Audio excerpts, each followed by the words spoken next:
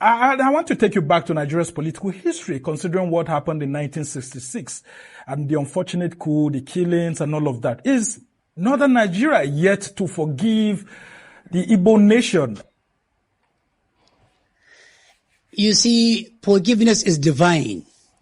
It is biblical, it is also Quranic. Even it is within common sense. But let me tell you one thing.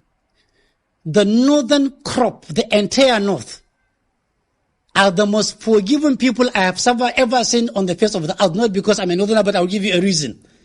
They are the most accommodating on the face of the earth, and they are the most tolerant for the following reasons.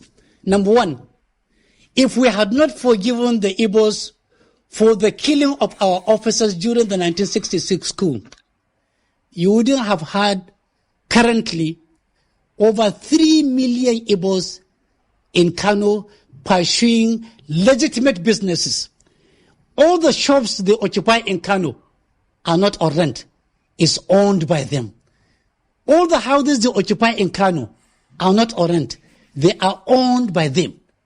They form part of the commercial nerve of Kano commerce.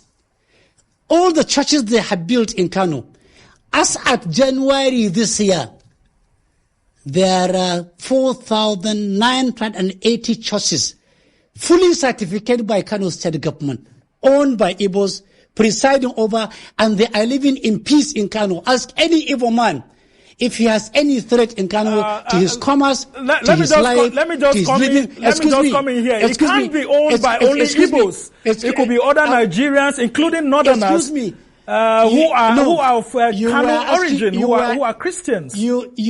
You made a specific mention of if we have not forgiven Igbos.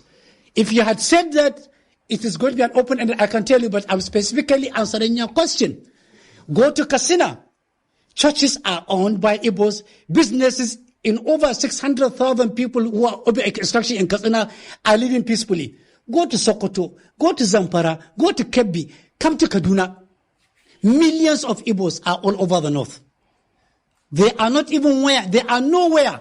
They have the largest number of presence in the north in terms of their physicality, in terms of their business, in terms of their socialization, in terms of everything.